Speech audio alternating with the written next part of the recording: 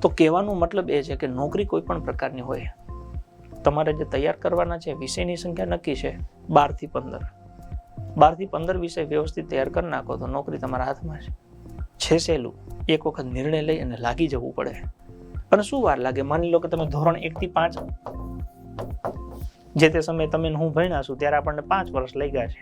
અત્યારે તમે સવારે આ 1 થી 5 ના બધા ચોપડા લઈને બેસો તો મેક્સિમમ સવારે 8 વાગે બેસો તો સાંજે 8 વાગે તમે ઉલાડી નાખ્યું હોય, એટલે લીટી અક્ષર વાંચી નાખ્યો હોય, એમાં કાંઈ ન આવડે એવું કંઈ હોય જ નહીં, બધું આવડતું હોય તમને.